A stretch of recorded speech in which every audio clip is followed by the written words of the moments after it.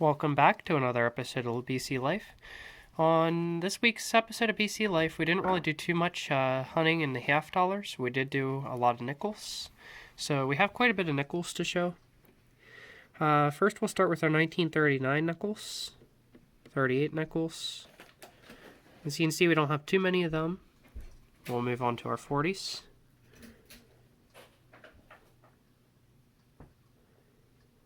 Now we got some other stuff as well to show, but we didn't mainly hit those this week. This is the biggest thing we were going through.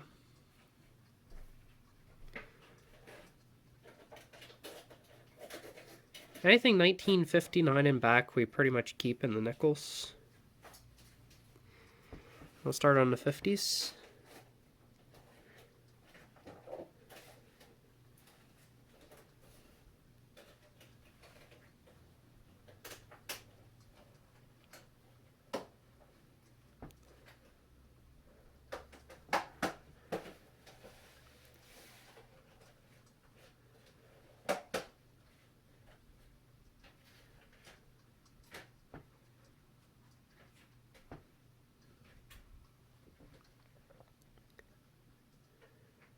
So you can see we have almost three rows of these 50s nickels.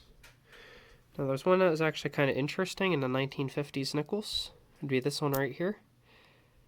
You can see it's got some pretty neat looking like colors on it. Sorry. You can see them in like different angles and that. I just thought that's kind of neat. It might have been sitting in a book somewhere for a long time or sitting maybe on a shelf or something. Just got this very beautiful coloration to it. We'll move on to some of the pennies we found. The 1919 and 1939 were the best two pennies we found. We got some other wheat pennies as well, but they're all common 40s and 50s. We ended up with a 2018 Denver NIFC. It's one of those ones with the high relief to them. We got a 1974 Canadian nickel, or Canadian quarter. We got a 77, a 1980. Both those are nickels. We had a 1978, a 1980, an 86, and a 93 Canadian dimes. We got a 1990 S proof dime. This is pretty cool. I'm actually going to check that in the book. It might actually be a new coin. Now, the Jamaica $20 came from Coin Counter's Debris Cup, as well as a silver or this gold-plated donkey. I thought he's kind of cool. Never really got one of these out of a Debris Cup before. There's the front of the $20 from Jamaica. It says 2001 on the bottom.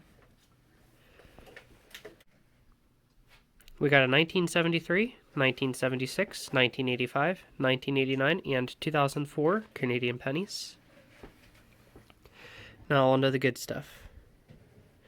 And the few dimes that we went through, we got two 1946 Roosevelt dimes, a 47 Roosevelt.